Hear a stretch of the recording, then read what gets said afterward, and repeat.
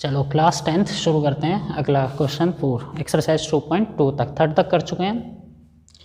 तो इसमें क्या है, there is a circular path around a sports field. Raman takes 18 minute to complete a round on a circular path while Anupriya take 12 minute for the same. कि एक circular path है, उसमें क्या करता है, कोई रमन है वो 18 मिनट में एक राउंड लगाता है। मानो यहाँ से शुरू किया, वापस यहीं 18 मिनट में आ गया। और बोला है कि जबकि अनुप्रिया जो है वो 12 मिनट में एक राउंड कंप्लीट करती है। सेम लड़की होगी अनुप्रिया। अब बोला है suppose they both start at the same point and at the same time and go in the same direction. कि दोनों, मानो ये क्या नाम है इसका, रमन और अनुप्रिया एक ही पॉइंट से एक ही समय एक ही डायरेक्शन में दौड़ना शुरू करते हैं, चलना शुरू करते हैं। तो हमें बताना है कि after how many minutes will they meet again at the starting point. तो वो कितने समय बाद आपस में वो मिलेंगे स्टार्टिंग पॉइंट पे, यहीं पे। तो वैसे तो एक सीधा मैं बता दूं, इनका जो आंसर होगा वो होगा इनका एलसीएम। 18 और 12 का एलसीएम, 18 और 12 का एलसीएम होता है 36। लेकिन ये तो बहुत सिंपल है। तो इसका जो आंसर होगा, वैसे मैं चलो बताऊँ पहले कि दे विल मीट टुगेदर। कब मिलेंगे वो? LCM of 12 and 18। तो 12 और 18 का एलसीएम ले लो, तो 12, 18, 2 6 जा, 2 9 जा, 2 3 जा, 2 ये होगा नहीं, फिर 3 1 जा, 3 3 जा और 3 1 जा। तो कितना हो जाएगा? 2 × 2 × 3 × 3, 2 2 जा 4, 3 जा 12, 3 जा 36। यानी कि वो 36 मिनट बाद एक दूसरे को मिलेंगे। लेकिन मैं समझाना क्या चाह रहा हूँ कि एलसीएम लिया क्यों।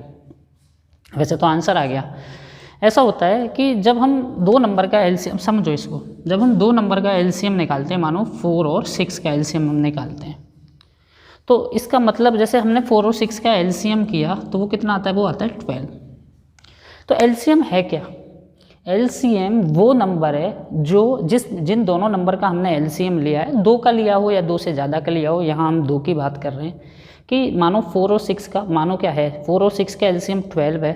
तो 12 क्या है? 12 वो नंबर है जो इन दोनों को मिलता है, दोनों की टेबल में आता है। मतलब ये दोनों नंबर 12 बनते हैं। मतलब ये दोनों नंबर, ये नंबर बनते हैं सबसे पहले। अब कहने का मतलब क्या, अब जैसे ये दोनों यहाँ से रनिंग करनी शुरू कर रहे थे, एक 18 मिनट में और एक 12 मिनट में राउंड कंप्लीट करता है। तो यहाँ भी सेंस यही है कि ये कब मिलेंगे एक साथ उसी पॉइंट पे जो इनका एलसीएम होगा। तो एलसीएम क्या है? एलसीएम वो नंबर है जो एक साथ मिलाता है किन्हीं दो नंबर को। जैसे 4 और 6 को 12 वो नंबर है जो इन दोनों को मिलाता है। मिलाने का मतलब इनकी टेबल में आने का नंबर है। तो ऐसे ही इसका था कि 12 और 18 मिनट में ये राउंड कर रहे हैं कंप्लीट, तो इन दोनों को कब मिलाएगा इनका एलसीएम। जैसे अब जैसे एलसीएम आया 36, तो इसका मतलब क्या हुआ कि 36 मिनट में जो रमन है वो तो 2 राउंड कर लेगा, 18 मिनट में एक और 18 मिनट में दूसरा 36 मिनट में। और ये जो अनुप्रिया है इसके 3 राउंड हो जाएंगे पूरे, 12, 24, 36। तो क्या होगा, 36 मिनट बाद इसके 2 राउंड पूरे होंगे, रमन के और अनुप्रिया के 3 राउंड पूरे होंगे, और दोनों एक पॉइंट पे जाके मिल जाएंगे। ठीक है। तो जब भी हमसे ऐसे कभी बोला जाए कि कोई भी दो चीज़ हैं, रनिंग कर रहे हैं, वॉक कर रहे हैं, या कोई भी काम कर रहे हैं, और उनमें क्या है कि वो एक कंटिन्यूस इंटरवल के बाद कर रहे हैं, कि कोई 5 मिनट बाद कर रहा है, कोई 7 मिनट बाद कर रहा है, तो वो एक साथ कब करेंगे। तो ऐसा जब भी कभी हो तो ऐसे केस में हमें एलसीएम ले लेना होता है। और अगले क्वेश्चन में एचसीएफ केस है, वो भी एक्सप्लेन करूँगा। चलो अभी नेक्स्ट क्वेश्चन करते हैं फिर। चलो नेक्स्ट क्वेश्चन शुरू करते हैं। In a seminar number of participant in the Hindi, English and mathematics are 60, 84 and 108 respectively. कि किसी पार्टिसिपेंट सेमिनार के अंदर मैथ से, हिंदी इंग्लिश मैथ्स में इतने नंबर ऑफ पार्टिसिपेट कर रहे हैं। तो हमें बताना है equal number of participant of same subject are sitting in each room, then find the minimum number of room required. तो इसने बोला है कि हर एक रूम में बराबर नंबर के पार्टिसिपेंट बैठे हैं हर एक सब्जेक्ट के। अब देखो ये क्या मतलब है, जैसे मानो ये रूम है, इसके अंदर हिंदी के बैठे हैं कुछ, फिर दूसरे रूम में भी हिंदी के उतने ही बैठे होंगे, तीसरे में भी उतने ही बैठे हैं, चौथे में भी, और 5वें में भी, 6वें में भी, जितने भी रूम है सब में हिंदी के बराबर बैठे हैं। ऐसे फिर कुछ रूम्स में इंग्लिश के बैठे हैं। कितने रूम्स हैं वो हमें नहीं पता, हमें वही तो आंसर देना है। इसमें इंग्लिश के बैठे हैं, लेकिन कंडीशन क्या है कि हर एक रूम में इंग्लिश के बराबर है, हर एक रूम में हिंदी के भी बराबर। ये आपस में बराबर नहीं है, ये बराबर है। जैसे यहाँ हिंदी के 4 हैं तो यहाँ भी 4 हैं, 4 4 4। ऐसे इंग्लिश के मानो यहाँ 5 है तो यहाँ 5, यहाँ 5, ऐसे ही करके मैथमेटिक्स के बैठे। तो हमें बताना है कि कितने कम से कम हमें कमरों की ज़रूरत पड़ेगी, minimum number of room required है या रिक्वायर्ड रूम। तो देखो जब हमें इन्हें कम से कम कमरों में बिठाना है, इन बच्चों को ज़्यादा से ज़्यादा में तो कितने में भी बिठा दो, हर एक में एक एक बच्चा बैठा दो, ऐसे तो बहुत सारे कमरे चाहिएंगे, फिर ये 60, 84 और 108 सबको प्लस कर दो। लेकिन जो इसने ये वर्ड बोला ना मिनिमम नंबर ऑफ स्टूडेंट, तो इसका मतलब है कि हमें हर एक कमरे में मैक्सिमम नंबर ऑफ स्टूडेंट। अब हम हर एक कमरे में अगर ज़्यादा से ज़्यादा बच्चे बिठाएंगे तभी तो कमरे कम से कम ज़रूरत पड़ेगी। और ज़्यादा से ज़्यादा कहने का वर्ड का मतलब होता है हाईएस्ट कॉमन फैक्टर। मतलब कैसे समझो, हाईएस्ट कॉमन फैक्टर क्यों है इसका मतलब कि जैसे मैं कहूँ 12 और 6, मानो 12 बच्चे और 6 बच्चे, इनको हमें कमरे में बिठाना है, तो कम से कम कितने कमरों की ज़रूरत पड़ेगी। तो मैं क्या करूँगा, मैं इनका एलसीएम एचसीएफ करूँगा, तो एचसीएफ कितना आ रहा है 6। तो ये नहीं है कमरों की 6 कमरे की ज़रूरत नहीं पड़ेगी। मतलब क्या है कि मैं ऐसे करके करूँगा, 6 एचसीएफ है तो मतलब क्या करूँगा, इस 6 से मैं इसको डिवाइड करके देखूँ तो कितने बार होगा, 2 बार, और इसको 1 बार, तो 2, तो ये दोनों को प्लस कर लिया मैंने 3, तो मुझे 3 रूम की ज़रूरत पड़ेगी। कैसे ज़रूरत पड़ेगी, मैं छोटा एग्जांपल देके समझा रहा हूँ। मानो 12 बच्चे हिंदी के हैं, 6 बच्चे इंग्लिश के हैं, तो क्या होगा, दोनों का मैंने एचसीएफ लिया, वो 6 ही आएगा एचसीएफ, हाईएस्ट कॉमन फैक्टर। अब क्या हुआ कि ये जो नंबर है ये तो दिखा रहा है कि हर एक रूम में कितने बच्चे बैठने हैं। ये जो नंबर है ये बता रहा है कि हर एक रूम में कितने बच्चे बैठेंगे, 6।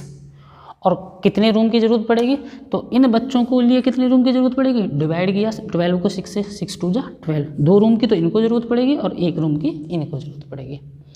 तो ऐसे ही करके हम इनका एचसीएफ निकालने तीनों नंबर्स का, तो वो तो बताएगा कि हर एक रूम में कितने बच्चे बैठेंगे, और फिर उसके बाद हमें कितनी ज़रूरत पड़ेगी, वो मतलब कितने रूम की ज़रूरत पड़ेगी वो हम बता देंगे। अब जैसे एचसीएफ ऑफ 84, 60, 84 एंड 108, 60, 84 एंड 108, तो फैक्टराइजेशन मेथड ज़्यादा बेटर रहेगा। 60 का फैक्टर कर लो, 2 से 30, 2 से 15, 3 से 5 और 5 फैक्टर कर लेना आराम से।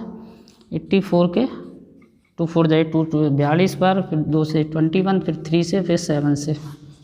ये मैं फैक्टर कर रहा हूँ फटाफट। 2 से 5 0 4 0 54 टाइम, 2 से 27 टाइम, फिर 3 3 और 3 कॉमन लेते हैं एचसीएफ में, तो क्या कॉमन है, 2 2 3, यानी कि 12। अब इस 12 से मुझे नंबर ऑफ रूम की ज़रूरत पड़ेगी ना, नंबर्स ऑफ रूम एग्जाम्पल बताया था अभी, तो इससे डिवाइड कर लो। तो हिंदी वालों के लिए numbers of room required for Hindi student, required for Hindi participant, ऐसे बोल लो। इंक डाल लो, 1 मिनट रुको। कितना होगा, हिंदी पार्ट डिवाइड करेंगे कितने को, 60 को 12 से, तो 5 रूम तो हिंदी वालों को चाहिएंगे। और number of room required for English, वही सेम चीज़, 84 डिवाइडेड बाई 12, तो 7 रूम की ज़रूरत इंग्लिश वालों को पड़ेगी। और मैथ्स वालों को कितने रूम की ज़रूरत पड़ेगी, 108 डिवाइडेड बाई 12, यानी कि 9 रूम की। तो टोटल रूम कितने हो जाएंगे, टोटल रूम रिक्वायर्ड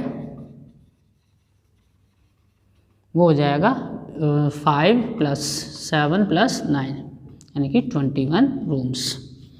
तो ये हो गया आपका आंसर, कितने रूम की ज़रूरत पड़ेगी। तो कैसे बैठेंगे, देखो 5 रूम में मैंने बताया था ना, 12 एचसीएफ क्या बता रहा है कि देखो 12 12 12 12 और 12, ये तो हो गए हिंदी के 60, ऐसे करके बैठ जाएंगे।